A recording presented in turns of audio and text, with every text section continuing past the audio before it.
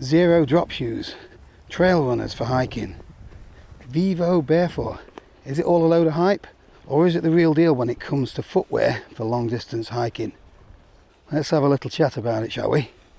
So for the last 12 to 18 months, apart from one day, I've only worn either zero drop trail runners or Vivo Barefoot shoes. Even I've got to admit, they are a little bit funky looking, but that hasn't stopped me from wearing them every day. So I get asked lots of questions about these boots that I wear. One specific question was from Chris Edwards, who says, do you think YouTube influencers trends like zero drop shoes and hiking in trail shoes with heavy packs is a good thing for normal campers? So first of all, I can't speak for everybody when it comes to preference when it comes to footwear. All I can tell you is about my experience with either zero drop trail runners or barefoot shoes. So I may as well start off by showing you the two types of shoe that I've been wearing over the last year or so. So these are the Vivo Barefoot Forest Tracker Escapes, I think. These are very different to the shoes that I've worn in the past.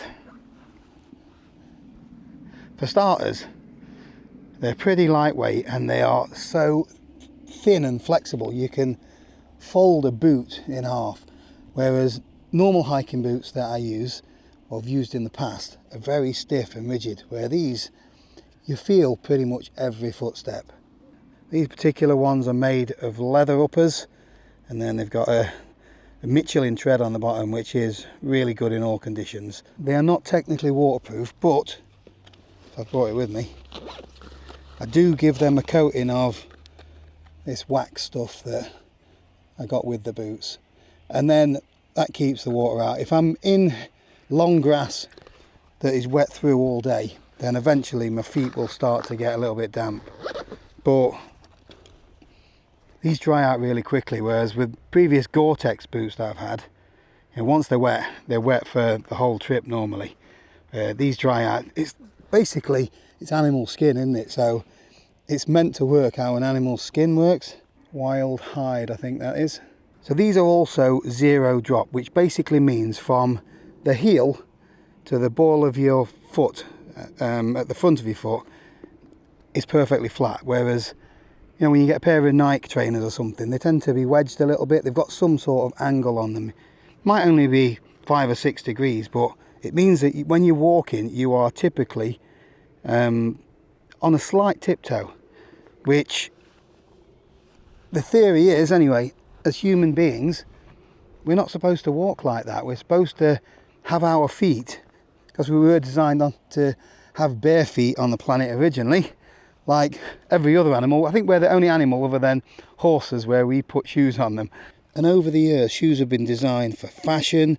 You know, back in the day, ladies used to have to cram their feet into tiny little things because it was unladylike to have big feet.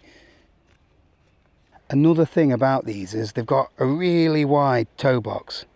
So that means when I put my foot on the floor, my toes can spread out.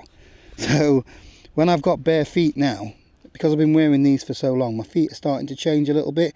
It used to be that my little toe was like always squashed up like that, and it was basically formed into a little triangle shape under here. But now my toes are starting to spread out a little bit. My feet have actually grown half a size as well. Having the wide toe box does look a bit weird, but you know, these are my hiking boots. They're my going to the pub boots. If we go to a wedding, I'll probably be wearing these. We did the Hope Valley Ale Trail back in June, and that's the only time in 12 to 18 months, I'm not sure the exact date, that I've worn a normal pair of shoes. I bought a pair of trainers just to go out in, but I needed a size bigger than I would normally wear. I'm going to have to take it off again. I forgot to tell you something. So these ones are barefoot shoes, which means they are extremely minimalist. So as I told you, they're very, very bendy and flexible. These ones have got actually a lot more grip than most barefoot shoes have, but you are meant to feel the ground beneath you.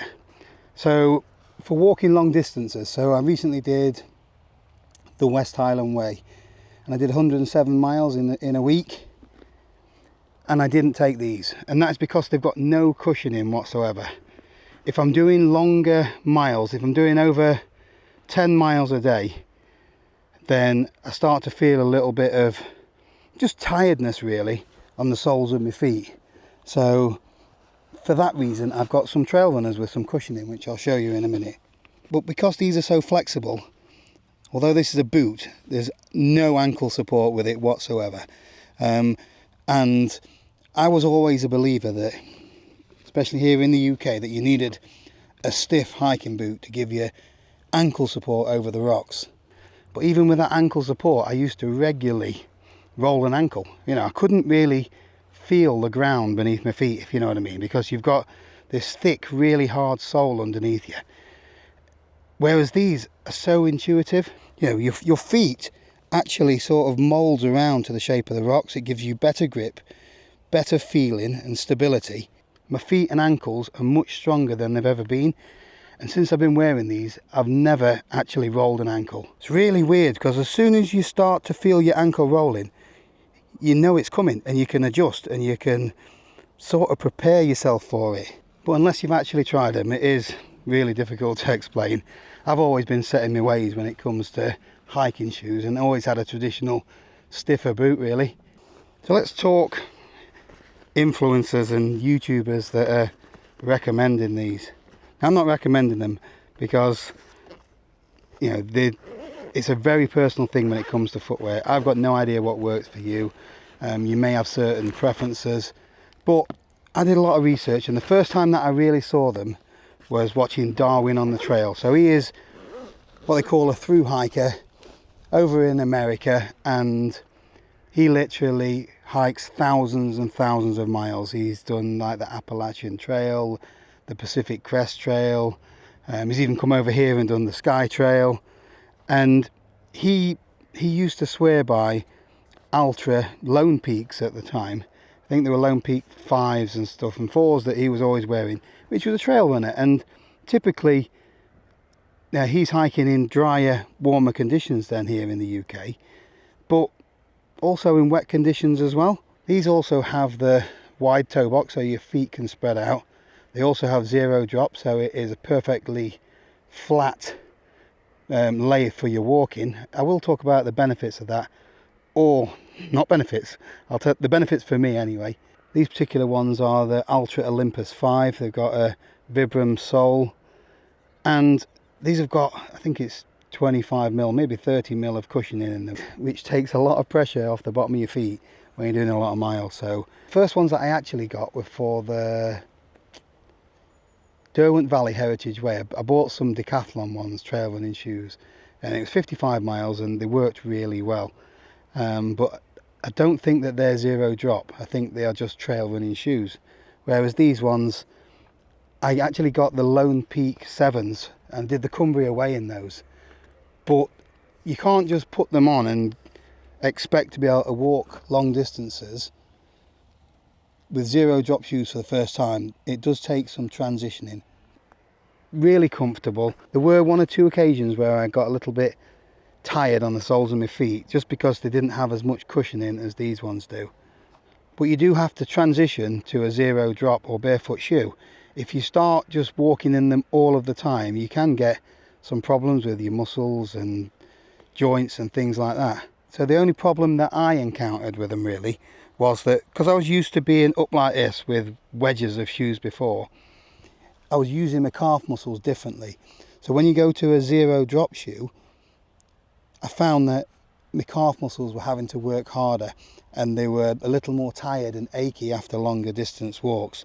However, I did get some major benefits from switching over. My knee pain, I used to get knee pain all the time walking uphill, walking downhill. It virtually disappeared. There are occasions still going on long downhill treks where I do get the odd little twinge here and there, but it realigned my body. That is what I'm going to say anyway. I don't know the science behind it. I don't know the biomechanics of how your body works, but you know, things sort of lined up better. I had hip pain before, which has gone now. So all of these lower body ailments that I used to have over time have now sort of cured. So it does seem that trail runners, zero drop, is the miracle footwear for hiking, but it's not all good. So my Lone Peak 7s, they started falling to bits pretty quickly, you know, after you've done 500 miles on them or something like that. I was wearing them as daily drivers, so, but you know, all of these sort of things started coming away, falling to bits a bit. I wear these like heel grips. It's like a suede heel grip. They're only a 79p or something from Home Bargains, and I just stick these inside there because my heels tend to wear away. So you can see where I've got a little bit of movement in there where things wear a little tiny bit. But yeah, and all of my shoes, so it's not just these, trainers, even leather shoes, I get holes in the back of my heels. So now I use these little pads, and they prolong the life of my shoes anyway. They aren't waterproof either, so it gets quite wet here in the UK and quite boggy. So if you go in parts of the Peak District, you're up to your ankles or shins in muddy peat sometimes, and these aren't always the best shoe for that. Although they are very quick drying, you definitely need to take a spare pair of socks or two with you. They're quite expensive too. I think these were about £110 for those. Whereas these ones, the Vivo Barefoots, even more expensive. These are 230 quid or something like that. They are my most favourite pair of boots ever. I did have another pair of Evo Barefoots, the winter one, which weren't leather. It was like a really thin Gore-Tex liner thing, and they just ripped. They were terrible, absolutely shocking. But these ones, the best I've ever had. It does seem now that lots of people are switching over to this kind of footwear. I don't know if it will work for you. I really don't. It's one of those things that you might just have to bite the bullet and try if you want to. I've personally noticed huge benefits for wearing them for me, from a hiking perspective anyway. They are rubbish though, I think, when it comes to winter, just because everything's so thin. These ones, like I said, are not waterproof. The Vivo Barefoots are really thin as well. You can get some like winter insoles, but I still find that in below freezing conditions you're going to get cold feet. If you're heading out in snow and you need to wear crampons as well, these are no good for that. They're not even very good for putting micro spikes on, to be honest with you. I have used micro spikes with them, but if you're heading up into the lakes or Scotland in midwinter and you need crampons, you're just going to have to bite the bullet and have some crampon specific boots anyway. So back to the original question, hiking in trail shoes with heavy packs, is it a good thing for normal campers? I'm not wearing them from a camping perspective now. I'm wearing them just because I don't have knee pain anymore. I don't have hip pain anymore. I feel comfortable on my feet. I feel like I've got better balance. I feel like I've got stronger legs than I had before. Stronger feet. My ankles, those are the benefits for me. I can still happily carry a heavy pack wearing something like this, so it makes no difference. I know there's people out there, and I was one of them, that have used traditional style hiking boots for years, and they are perfectly fine. You do not need to have zero drop shoes or anything like that. I chose them for personal preference, and for me, I've got some benefits from them, but it's one of those things that you need to see if they work for you. If you want some really good information about barefoot shoes, zero drop shoes, go and check out Chase Mountains on YouTube. He's not just about footwear, it's well-being, it's about stretching, it's about good exercises that you can do to improve your core strength, your stability, stretching, all of that kind of thing. You can't fix all of your ailments with just a pair of shoes, although I did get massive improvements from changing to this kind of shoe anyway. Another problem that I can think of with the Vivo Barefoot anyway is that there's nowhere really to try them on.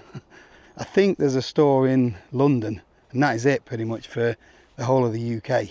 So you've got to like order them, get them delivered, and then try them on. And then you've got the faff of sending them back if they're not what you want. They have got guides and stuff for measuring your feet, but the only real way to find out if you like something is to try it on, isn't it? So I hope that answers some of your questions about the YouTube and influencer hype around these shoes. I will be honest with you, if I hadn't seen it from YouTube videos, I wouldn't have known about them, and I'd still be wearing those big heavy boots that hurt my knees, hurt my hips and hurt my ankles. So overall, I think YouTube is a great place to get a closer look at products for the first time and to get more information. But don't believe everything you see. Make sure to do your own research as well. Anyway, that's it for this one. Thanks for watching. I'll see you tomorrow.